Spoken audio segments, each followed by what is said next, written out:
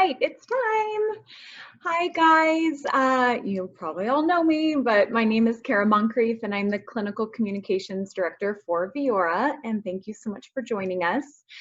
Today we are going to, so previously we did Skin 101, just the breakdown of the cells and the function of the epidermis, the papillary dermis, the reticular dermis, and hypodermis. So I'm going to do a series now moving forward where they're all going to be Skin 102, and I'm going to break down different things. So today is going to be the circulatory system and the lymphatic system and how that plays a role with Viora treatments.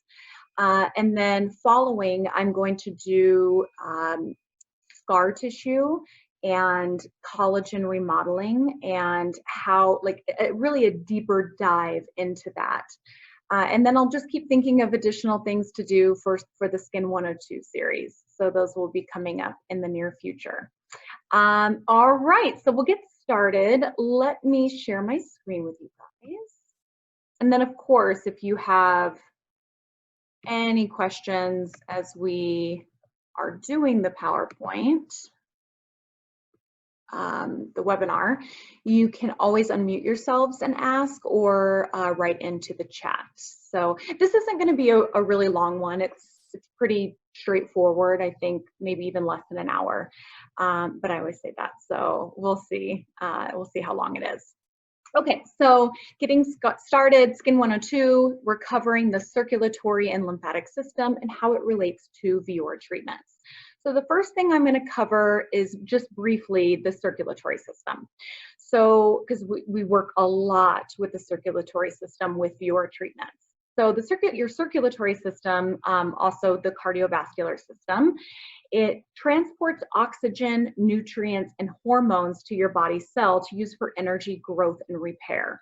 So that's very, very important because we know that with Viora treatments, we're creating these little microthermal injuries to the tissue, especially with the VFR, ablative, I should say, with the VST, because we want collagen remodeling. Really everything that we're doing with Viora systems, we need to work with the cardiovascular system, the blood, because we need to transport oxygen, nutrients to our tissue to make it healthier tissue for growth and repair. Okay, so the circulatory system or cardiovascular system contains the heart, we know that, and it is pumping blood to all parts of our body. So it is a closed system with a pump. And that's how, because it's a closed system, that's how it's able to really travel around the body, is because of the pumping motion of the blood. Blood vessels, a network of arteries, capillaries, and veins to carry blood pumped by your heart. Blood made up of cells and plasma. You guys know that. The people on here that work with PRP, right? So we know that we draw the blood, we can spin it, and we can separate that plasma and the red blood cells. Blood and arteries work at very high pressure to reach the capillaries, and the capillaries is really everything that we're working with Viora systems. So we'll break that down in just a little bit. So it pumps at very high pressures to make sure the blood reaches all the way into the capillaries, because it first starts with the arteries and then arterioles, and then from the arterioles it breaks out into the very, very small capillaries. And the capillaries are only one cell thick. So that's really important because we need a way of that, the oxygen and nutrients and hormones in our blood to be able to escape and actually get to our living cells. So with them being one cell thick, this is how we actually get that exchange, and we're able to bring the oxygen and nutrients actually to our tissue. We have 5 liters of blood volume that is recycled and in constant motion. It ranges from 4.5 to 5.5 liters, but on average 5 liters, and it's just constantly recycled throughout the body. Whoops. Okay, so now, you know what, let me try to move this just so I can see here. Had to move me over there to the left. Okay, so there are numerous blood vessels that work to deliver blood to our skin. Blood flowing towards our skin brings the oxygen and nutrients that the skin needs to remain healthy. As it continues its circulation, the blood also removes carbon dioxide and waste from the skin that we don't need. So that's going to play a role.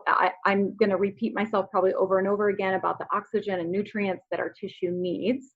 But additionally, that it's able to carry away waste. And then we're going to go into the lymphatic system and how those work together, because that's an important process within the body when we're working with the Viora treatments as well. Circulating blood also delivers proteins and cells that the skin needs to repair itself when it becomes damaged. When your body perceives an injury, platelets rush to the area and ignite the healing process.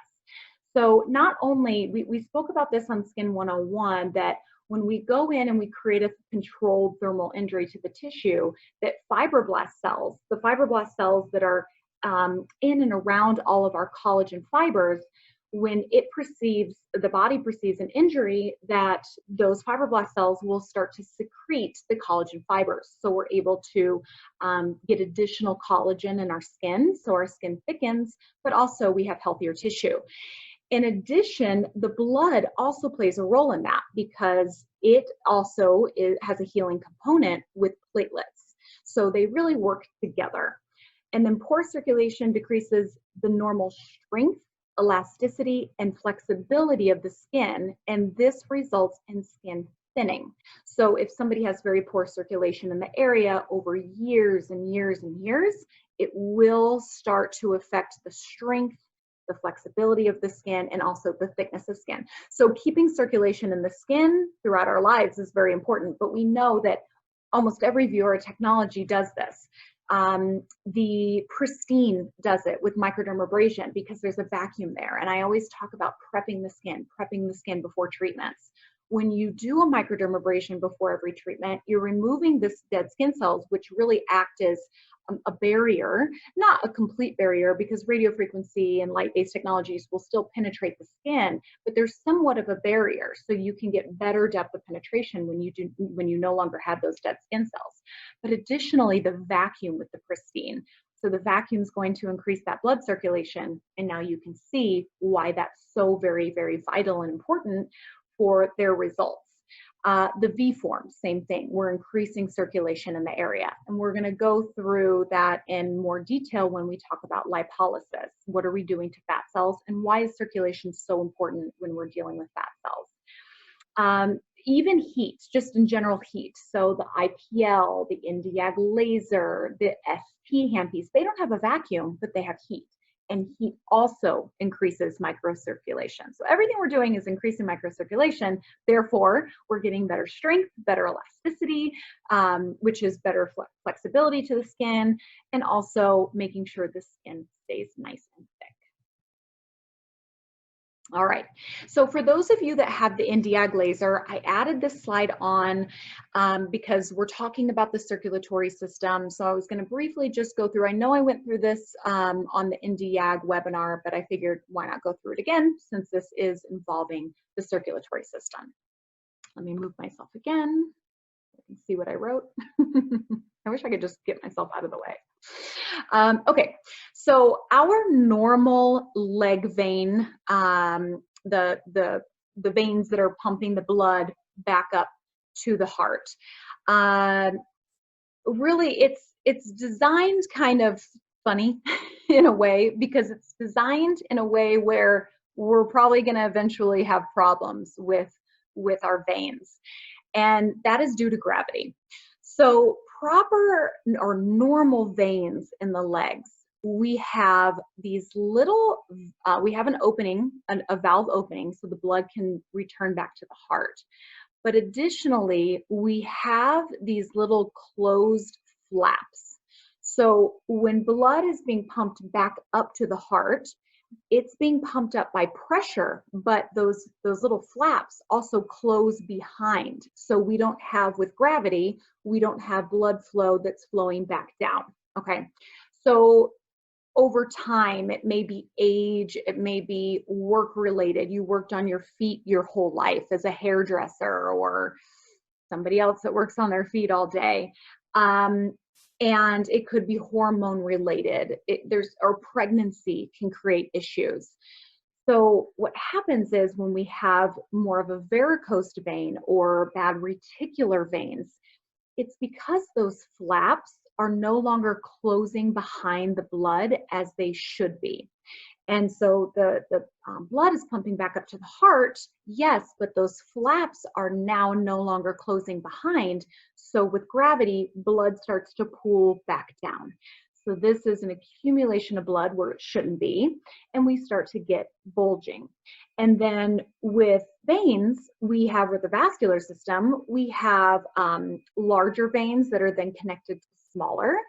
So this is when we start to get spider veins as well. So usually when we see spider veins, there's a bigger culprit underneath sometimes the skin that we cannot see, and it's much deeper in the legs, and it's due to these valves not closing properly behind. So then it's a trickle effect. The blood starts to gather in the larger veins, and then it starts to accumulate and create issues with the smaller capillaries. So then we have broken capillaries, telangiectasias, and we call those spider veins. So that's what's happening there. But with the Indiag, we're able to go in, target hemoglobin, which is found in the red blood cells. Its job is oxygen in the body, but it's highly light sensitive. So we're able to target that, and we're able to really compromise the wall, the venular wall. And with heat, we compromise the venular wall, we get it to close down, and the body always knows how to regenerate or redirect blood flow. We're always developing new, healthier capillaries once we close those old ones down. And then of course it goes through that process of phagocytosis, where the body will naturally get rid of the vein that we have really closed and got necrosis on. Okay, so now I'm going to talk about the circulatory and lymphatic system working together. Okay, so a lot of this is repetitive, I'm so sorry. So blood moves through the closed circulatory system by being pumped out by the heart, right? So there's a pump there, it's a closed system with high pressure to reach the capillaries. Blood leaving the heart through the arteries is full of oxygen. As blood moves through the capillary beds, the oxygen and other nutrients move out into the interstitial space and to the cells within the tissue. So that takes place here. So what's happening is it's leaving the arterial system with the arteries, and then there's a transfer where the capillaries are, and most of the blood will then come back into the venule system, the venous system, I should say.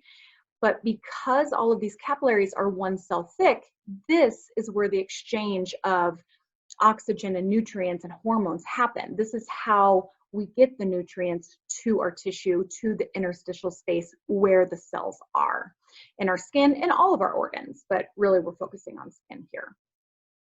Okay, then waste matter from the cells goes into the capillaries. As the blood leaves the capillaries, it moves through the veins. Most fluid gets drawn back into the capillaries on the venous end. Veins merge into larger tubes to carry the blood back to the heart. So it's just constantly in rotation with that exchange here on the capillary beds. Okay, so let me move myself again.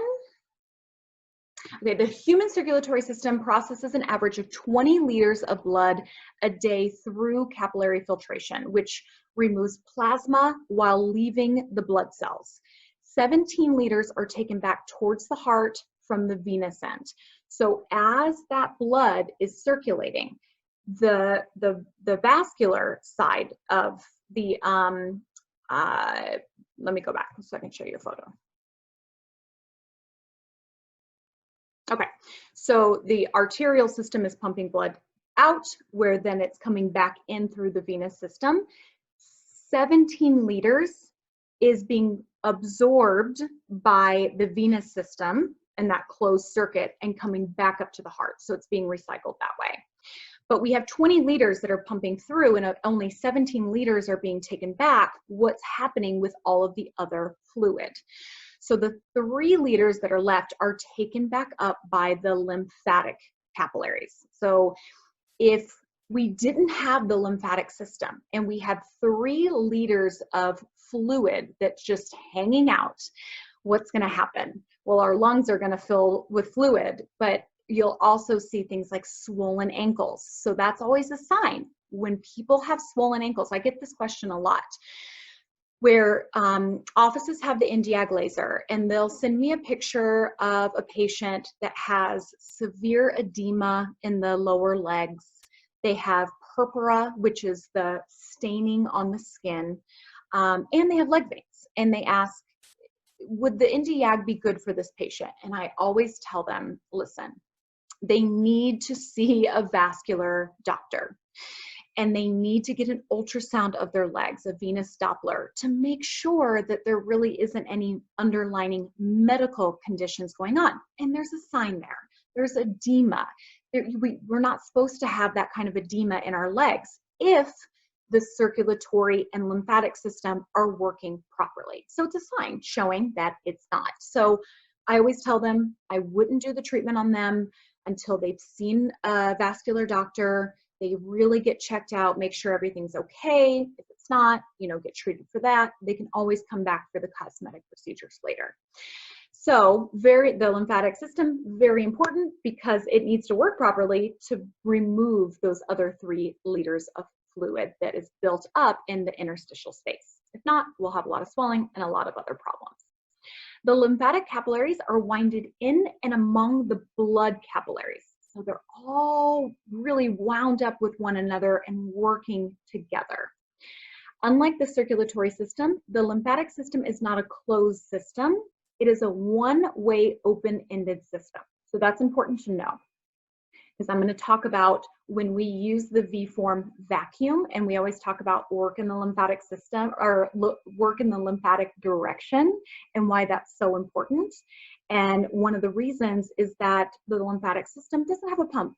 It is, well, I'll go into that in a little bit more detail, but it's a one-way open-ended system traveling up. So there's things that we can help it to make sure it's working properly and moving that fluid back up to the cardiovascular system. So now we'll go into the lymphatic system in a bit more detail. Let me move myself again. These look like little cacti. Oh, Janelle, you're on here. You're from Arizona. You see a lot of these in your area. Okay, so these are 2 photos. Don't they look like them? They just need little thorns. Here are 2 photos of really lymphatic capillaries. And it's showing one picture of how it functions on the outside and then another photo of how it functions on the inside. And it's very, very similar to our vascular system because the lymphatic capillaries also have these little valve openings and flaps.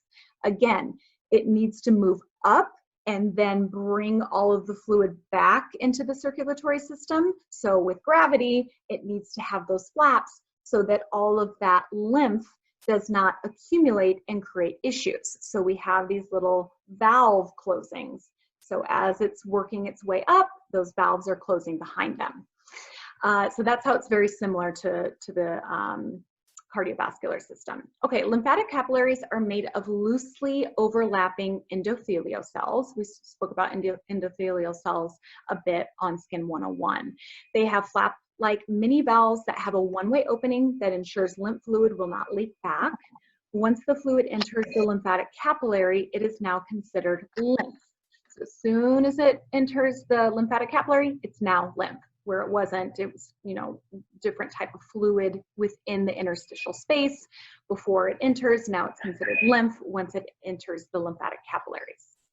Hold on one second, you guys. I'm just going to mute somebody.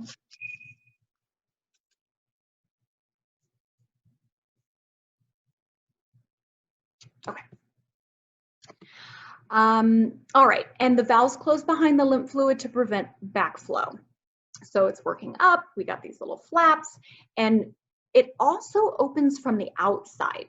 And we'll talk about how it does that, because the capillaries don't do that. They're just one cell thick, and things are able to escape. The nutrients, the hormones, the oxygens, it's able to escape the capillaries because it's only one cell thick. It's different with the lymphatic capillaries and how things enter the lymphatic capillaries, and it's because we have openings right here where it can actually, oh, here's a better photo, fluid entering lymphatic capillaries. So there's little openings here where it allows the fluid to go in.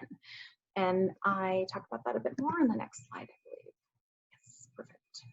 Move myself again. All right, so how does it work? How does it actually enter the lymphatic capillaries? When fluid accumulates in the tissue, so all of that interstitial space that is surrounding everything, that is surrounding collagen, elastin, and capillaries and lymphatic capillaries, all that interstitial space will accumulate fluid.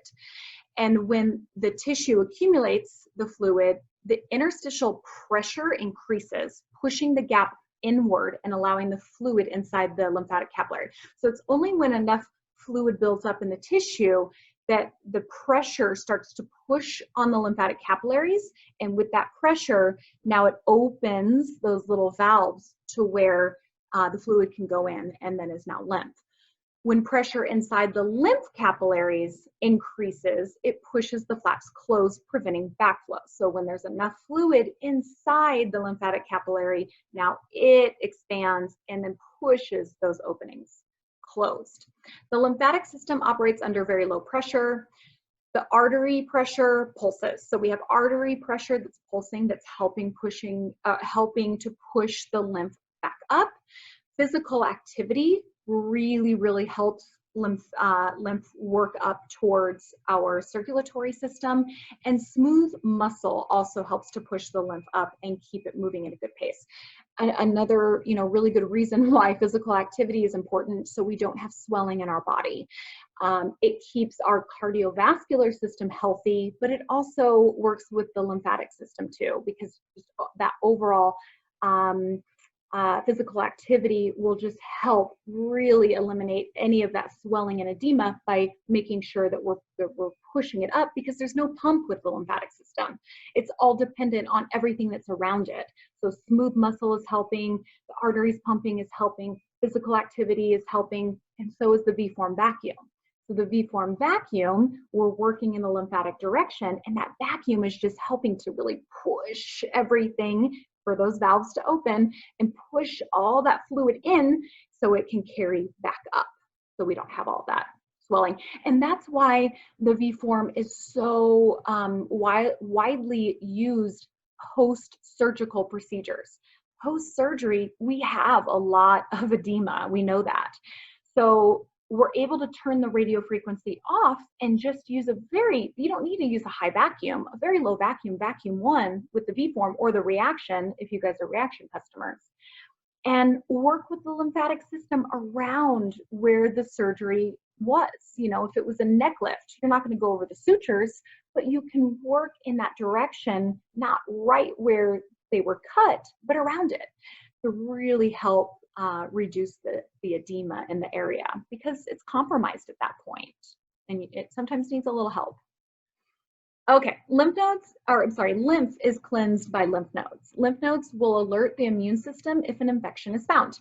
So I like to kind of think of this as, because I travel so much, or I used to, not anymore, but I like to think of this as when we're in an airport and we're going through security, and we're going through the checkpoint, and they find something in your suitcase that could be dangerous and they pull you aside. This is kind of how the lymphatic system is working. As the lymph is carrying all of that fluid, also can be carrying bacteria in through the lymphatic system, the lymph nodes will inspect it and alert the immune system if there's something wrong. So it's really an awesome system. Doesn't get very much credit, I don't think. Okay, lymphatic system will help large molecules such as hormones enter the bloodstream. That's important. We need the bloodstream, the circulatory system to carry hormones to certain areas. We're going to talk about that in just a bit when we talk about lipolysis. There are 600 to 700 lymph nodes, checkpoints, that monitor and cleanse the lymph as it filters through, making sure we stay healthy. Lymph feeds up to larger lymphatic vessels and into 2 ducts and finally into the lowest pressure of the circulatory system, which is up here. This is our lowest pressure. So here's just a nice little photo of, here we have the arterial system bringing blood out. The exchange of nutrients is happening at the capillary beds. Then most of the fluid is coming back into the venous system. And here we have the lymph that's doing everything else. Those other 3 liters of fluid will enter the capillary beds, come up into the lymph nodes, clean the lymph, make sure everything is good and we're healthy. It enters into ducts and trunks, and then back into the low pressure of our circulatory system. Okay. So I added this just so you guys had an idea when you're working with the V-form for contouring or cellulite, and we always say work towards the lymphatic direction. I added this just so you had an idea of where's all this stuff going. Okay, so the right lymphatic duct drains all of the lymph collected from the upper right torso, the right arm, pretty much the whole right side, but not the legs. So from the torso up is draining into or feeds into the jugular vein. Everywhere else on the body, the larger thoracic duct takes lymph from the rest of the body and feeds it into the subclavian vein. So the right side's working with one system, the rest of the body is working with and feeding it into the subclavian vein. So when we say work in the lymphatic direction, we always say work towards the heart. Why? Because that's where the lymphatic direction is going, is towards the heart. And we talk about also where you, when you get sick, where are you achy? It's because the lymph nodes are collecting anything that it finds that's not right and alerting the immune system. So our lymph nodes will become swollen and ache. So when you're working the lymphatic direction, work towards your ears, right in here, down in your neck. Arms, you're working into the underarm towards the heart. Abdomen, we have a lot of the lymphatic system is found like in the groin and the abdomen area, but you want to work in, just like the photo is showing here. So if we're doing contouring on the abdomen, we're working in. When you're working lower abdomen, you can even work in and down. If you want to be very technical with it, but even if you just work in, that's going to be enough. And then the legs, of course, the lymphatic system is going up towards the heart. So the legs were really pushing everything up. So just never forget that when you're doing, because I've seen offices that have been working with the V-form for like a year, and I'll visit them or they'll come to a Viora Academy and they're doing a cellulite treatment, and maybe I'm watching, and they are kind of working up and down, up and down, up and down. You really want to get out of the habit of that. You really want to, with the legs, push everything upward to get that best result. Okay, now we'll get into lipolysis. So this is the longer portion of everything. Any questions so far?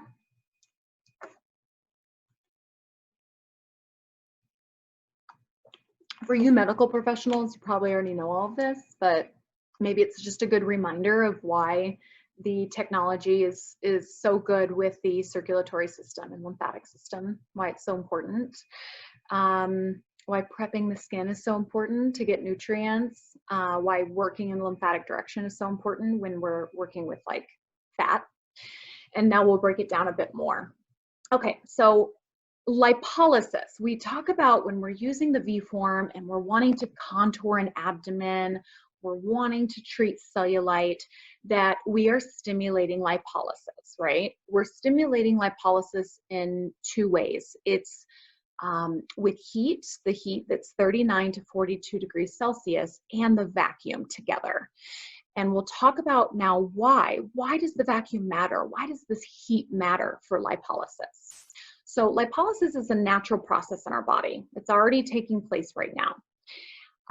Okay, so as the body calls for additional energy, so our body needs energy for everything it's doing. It's needing energy for me waving my arms around right now, or for when I go play tennis tonight. So as the body calls for additional energy, the adipose tissue, so that's kind of like our reserve, like a camel has a hump that he keeps his food and water in. So does our body. Our bellies that we may not like is kind of our camel's hump. It is storing energy in that area. So the adipose tissue responds by dismantling its triglycerols or triglycerides and dispensing glycerol and fatty acids directly into the blood. So it's the triglycerides that are in the adipose tissue, and the body naturally will really break it down into glycerol and free fatty acids and move it through the bloodstream and take it to other places that is needing energy. So when we're at the gym and we're pumping weights, our muscles are saying, I need more energy, I need more energy. So it will take fat reserves from your body, break it down, move it through the bloodstream, and deliver it to whichever organ is needing that. Okay. Upon receipt of these substances, the energy-hungry cells break them down further into tiny fragments.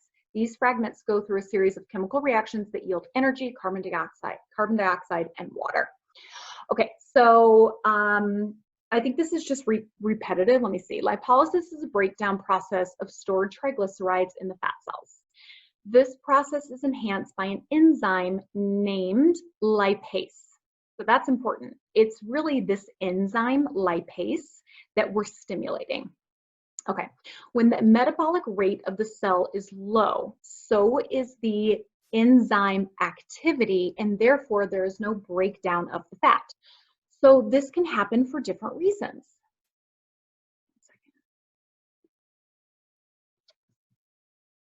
Okay, so this can happen for different reasons. It may be age related. As we, oh, sorry, let me just mute someone.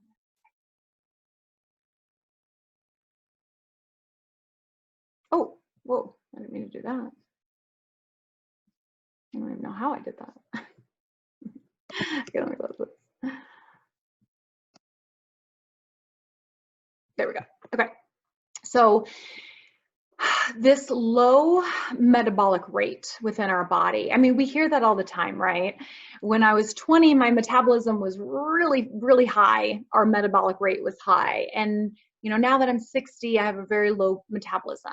That's not necessarily true, but as we age, we start to lose a lot of our muscle mass and we start to accumulate more fat in the body. The muscle needs more energy than fat does. So when we have a lot more muscle, our natural metabolic rate is increased because of that. So if someone was 60 who was just a weightlifter and solid muscle and, you know, hardly any fat, their metabolic rate is going to be higher than someone who's 20 who's overweight. So it's not necessarily true. It's just how our body changes throughout our lives. And that's why exercise is so important too, right? Okay, so this process is enhanced by an enzyme named lipase. When the metabolic rate of the cell is low, so is the enzyme activity, and therefore there's no breakdown of fat. So we start to accumulate fat in areas that we do not want to. Moreover, lipase is induced by various hormones. So hormones are chemical, what's the word I'm looking for? Chemical messengers that coordinate our body's functions. So fertility, metabolism. So it's very important for hormones to be able to get to certain cells because they're the chemical messengers that are coordinating the growth of everything and the function of everything. So the more hormones we have in an area, when our circulatory system is working properly and can bring those hormones to the area, we're going to get just an overall better response in our body. Okay, so lipase is induced by various hormones. If the microcirculation in the area is impaired, the enzyme cannot reach this tissue and induce lipase activity. So it's a natural process in the body, but sometimes it needs help, and that's why we have the V form. And I'll talk about how it's going to do that. When we improve the microcirculation and lymphatic drainage, we increase the oxygen level and the nutrient diffusion. So remember, that's what the circulatory system is doing, and therefore increase the cell metabolism in that area, and therefore increase the enzyme activity. That lipase is stimulated and now wants to do its job. Okay. Increased blood flow also transports hormones to induce lipolysis. So we need those hormones, and when we increase the circulation with heat and vacuum, it's going to do that. The cardiovascular system, which includes the heart, blood vessels, and blood, is responsible for circulating nutrients throughout the body. Told you that would be a lot of repetitive text. And this way, the bloodstream both delivers energy and removes waste resulting from the metabolic process in cells. So when we're using the V form and we have that heat, that 39 to 42 degrees Celsius, and we have the vacuum, that microcirculation is going to start going crazy. It's so happy, where it was very impaired before we got there. In areas like when we get older and we're dieting and exercising and we still suffer from cellulite, it's just an area that's not all that healthy and it's impaired, and the lymphatic drainage isn't all that great in that area, and the blood circulation is not all that great in that area. For example, if someone has grade 4 cellulite, if you touch it, it's typically ice cold. It's almost like there's no circulation in this area. It's impaired. So this natural lipolysis can't happen because that enzyme is not working properly, the lipase. And those hormones are not traveling throughout the circulatory system to actually get there to start to coordinate, hey, lipase, wake up and do your job. So when the V form does this and increases that blood circulation, we take the triglycerides within the fat cell and we break them down. And we take the glycerol and the free fatty acids out of the fat cell, and we're able to push it through the bloodstream, the blood system. And when we push it through the bloodstream and blood system on the venous end, then it carries that energy, the glycerol and free fatty acids is energy, and we push it through the bloodstream to deliver it to other areas, to deliver it to other organs or muscles, wherever, but not where it's accumulated in our abdomen, kind of tricking the body, like stop storing your energy here, use it in other places of the body, kind of wake up, you're not working properly. So with that heat and that vacuum, we're able to do that, to bring hormones to the area, start coordinating lipase, to start breaking down those fat cells, and then to push it through the bloodstream to deliver it as energy to other areas. And then lymphatic system will also help with the extra fluid that's in that space, because lymphatic system probably isn't working all that well in that area either. So there's an accumulation of also some fluids.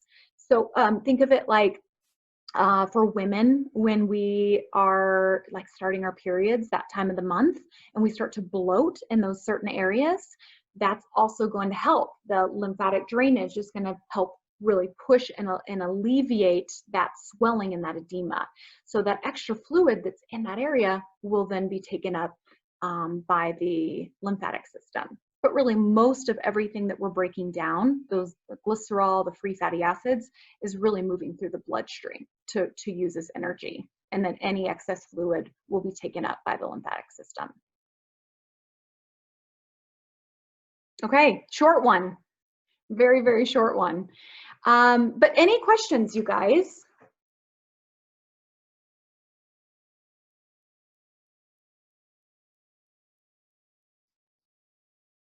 No? Oh no. Was it helpful? Or is it everything you guys already knew? Oh, Susan raised her hand.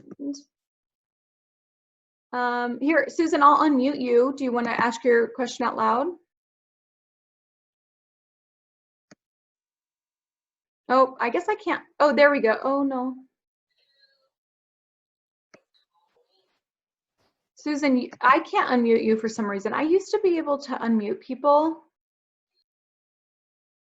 and now it won't allow me to. But you can unmute yourself. if you want to ask. All right, let me go to the chat. Okay, yes, very helpful. Good, thank you, very helpful. Good, okay, good. It makes me nervous when people are really quiet. I'm like, oh no. But, you know, like I said, like for you medical professionals, you know, this is stuff that you know well. But, you know, maybe just need a reminder of, yes, you know how the body works, but how does that then translate to treatments and how it works that way? So I felt like the Skin 102 series will help break that down, and why these treatments are so important and why they work so well. Okay, very helpful. Good, yay. Okay, good. And then Susan, did you want to unmute yourself for a question? Or you can write your question into the chat if that helps. Or maybe you just raised your hand and you didn't mean to. That can happen. I wish I could unmute you, but won't allow me. I'll just wait a second. Anybody else have a question? I'll just wait just a minute before we sign off.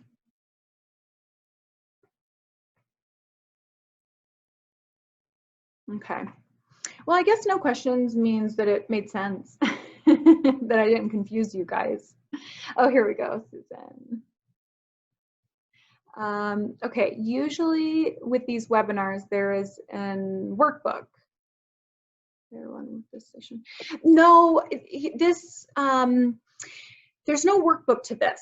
So the workbook is for, you know, each technology. So, you know, the protocols and, you know, it talks about lipolysis in the workbook. But with these series, I just wanted to break down the science, the anatomy, and how, and the science behind everything and how it's working with the body. So this is something outside of like Viora materials.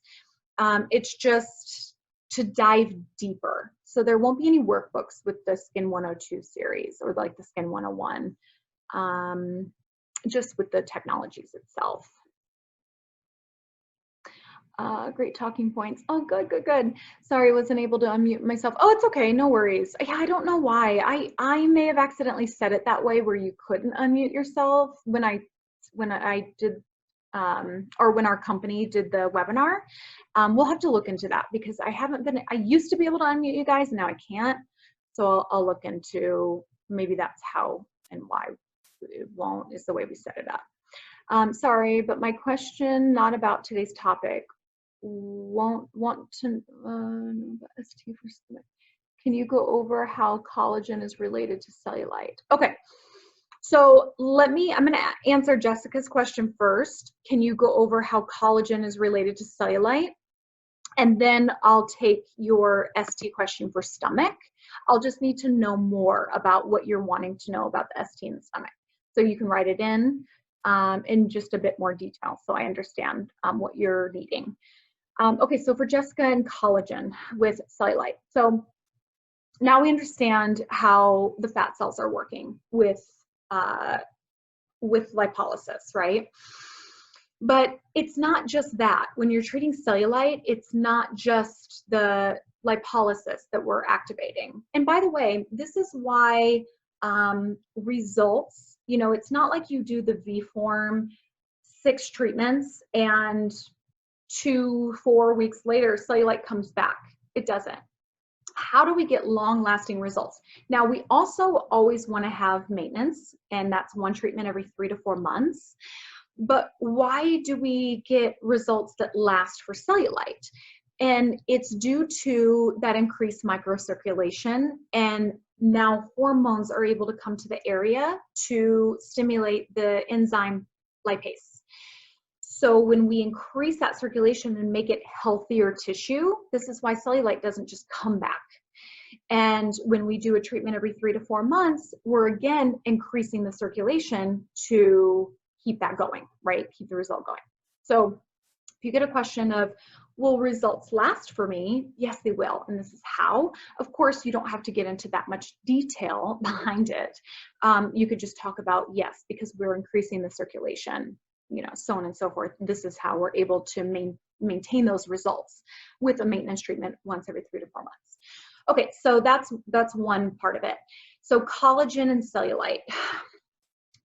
So there's a few factors with cellulite. One is when our fat cells enlarge, they start to make our septae very rigid. So when fat cells enlarge, they really start to kind of push on the septae. So the septae are sitting like this, boom, boom, boom, and right next to one another in a U-shaped format. And all of our fat cells in the adipose tissue are sitting inside these septae.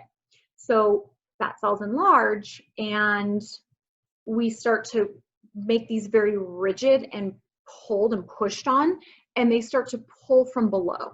So we get a dimple there, and then we have fat cells that are pushing from below, and we have a bulge there. So we have a dimpling effect because of rigid septae and the fat cells pushing. So with the vacuum, with the heat, we stimulate the enzyme lipase. It starts to break the fat cell down, goes through the bloodstream, delivers energy to other parts of the body. But that's not all. We need to make sure that the septae is not so rigid because it pulls on the skin. So with the vacuum and heat, we also massage the septae and we start to make it nice and fluid again. And it's no longer pulling and it's loose, so there's no longer a dimple there. So that's important. For an overall great result with cellulite, you have to have a vacuum, even with just the septae alone. Additionally, when we do the protocol, the cellulite protocol, we are working in the adipose tissue for the first 10 minutes, right? After preheating the skin, we go deep into the adipose tissue, get the breakdown of fat, and at the very tail end of the treatment, we do mode 2 and 3, which is our more superficial depths, and that's the reticular dermis and the papillary dermis, and we do that for 2 minutes and 2 minutes, right, on vacuum 1, so we don't push deep. Why are we doing that? Why do we need to do that? Well, one is for contouring, and we remove a lot of the fat volume.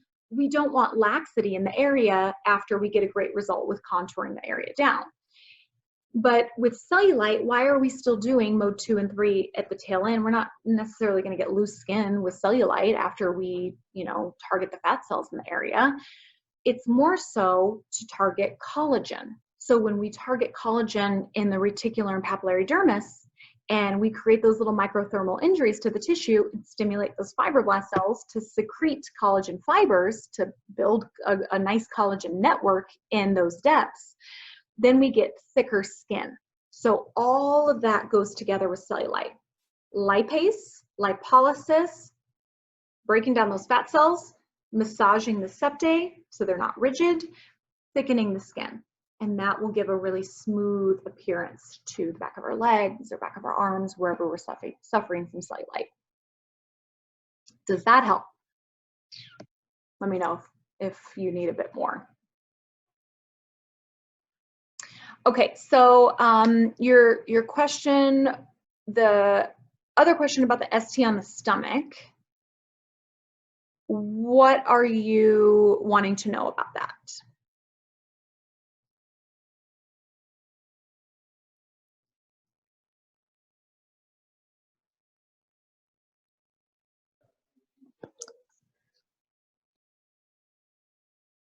Okay, so stomach with fat and maybe loose skin is what you meant. So the ST isn't going to do much for fat at all. So if that was your question, I'm not sure if it was. You're not going to use the ST for fat on the abdomen. You would use the V form, or if you're a reaction customer, you would use like the BC. And the big reasons are the vacuum. You have to have the vacuum to get really good lymphatic drainage and really good circulation in the area. Additionally, you need a much deeper depth on the abdomen because the adipose tissue is deep in our abdominal area. So with the vacuum, we're pushing deep. Additionally, the electrodes are further apart, and the further apart our electrodes are, the deeper the heat's going to go into the body. The ST, the electrodes are very close together, not going to penetrate very deep. So it's not going to do anything for fat. If you're referring to loose skin, if they have a lot of laxity on the abdomen, I wouldn't use the ST either, because the V form has the protocol refit, which is skin tightening, but in a more dramatic way for the body. So your ST is just, it would take too long. It wouldn't have the depth of penetration you would need. It wouldn't have the really good circulation. It does increase some circulation because there's heat there for sure, but not to the point where you would need, or you would need for either loose skin or fat on the abdomen. So for laxity on the abdomen, refit protocol. For fat on the abdomen, the contouring protocol. Now you can use the ST on the abdomen for like stretch marks. You can do the full refit protocol for the loose skin and then use the ST right over the stretch marks right after. That can be done. I hope that helps.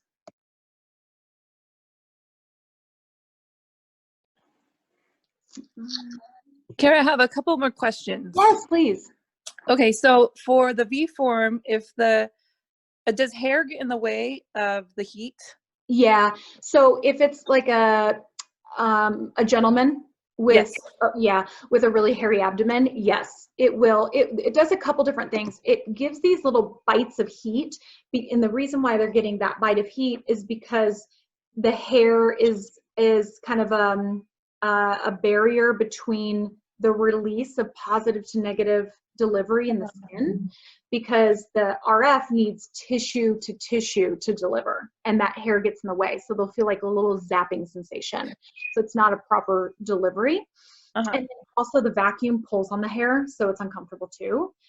So they will need to shave beforehand. If it's a little stubbly, you know, just very little stubble, then that should be fine. But if it's truly like hair, then they'll need to shave beforehand. Okay, and then if somebody is, they're actually pretty easy to heat and barely need any preheating during the procedure, if they're going over 42, do we just skip that pulse? You can do a couple different things. So if they're going over 42, what I like to do is just keep turning the RF down, because it doesn't mean they're going to get less of a result if your RF is on 4 or if your RF is on 1, because it's how the body is responding to the RF. So it's not necessarily the energy that you're putting out. That's not what's creating the heat. It's your body going, whoa, what is this radio frequency? I don't know what this is. So your cells start to go, and move around, and there's a molecular movement in the area and circulation in the area. That's what's generating the heat. So if you're going over 42, then I'll take it down to like RF3 if I was on 4. If they're still going over 42, I'll drop it to 2. Sometimes I've had to drop it to 1, and then I can keep moving how I want to move. Or you can slow down.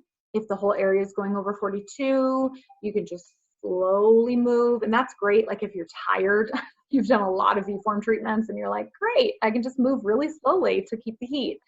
Or you can skip that pulse, like you said. But yeah, there's a few different options. Okay, thank you. Yeah, you're welcome. Just don't decrease your vacuum when you're on mode 1. The higher the vacuum, the better you are, because you're deeper.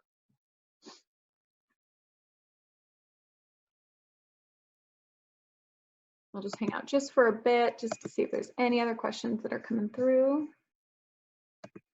I wonder how you unmuted yourself. Fine, Jessica, and Susan couldn't. It may just be, Susan, maybe your computer. And I'm on my phone too, so I don't know if that made a difference. Maybe. I'll have to figure that out. All right, looks like there's no more questions. Well, thank you, you guys. I'm glad this was helpful for you. Oh, by the way, I'm so sorry for having to reschedule this. I should have apologized in the beginning. I forgot. Last week, we had quite a few projects going on with our new handpiece. The VFR was released, FDA approved. So it was a very chaotic week, and I wanted to be able to build a PowerPoint that was really good for you guys, and it wouldn't have been as good if I didn't have the time to really dedicate to it. So thank you guys for your understanding, for joining today still, and I apologize. All right, well, you guys have a great weekend, and I'll be updating the Viora Academy webinars that are going to be coming up soon. We're going to do another 102 series with scar tissue and fibroblast cells, and digging deep into collagen synthesis and what's really happening with collagen and what fibroblast cells are really doing and how it's helping scar tissue and skin tightening and all of that. So I think that one will be fun. So that will be coming up. Additionally, I'm going to hold a webinar for brand new operators. So it won't really be clinical, a clinical webinar. It's going to be more so like things to know as a new operator about your system, about materials, how to get them, so on and so forth. So it's kind of like if a doctor hired a new operator, what they would teach them about the system, things to know about it before they operate it, and then I would do like the clinical part. So I'll be helping, the person that's going to be hiring on a new operator. These are the things that will be used or that need to be known. Well, I don't know if I really said that properly, but it will be recorded. So anytime you have a new operator come on board, you can have them watch that. And then it's just clear and simple and straightforward and so on and so forth. So I'll hold that soon as well. Looking forward to that. Good, yay. Way excited for the scar tissue. Good. I'm happy that you're excited for it, because I'm excited for it too. Thank you. Thanks, Kara. You guys are so welcome. All right. Have a great weekend, and we'll see you soon. Check Viora Academy for the upcoming webinars next week. All right. Bye, guys.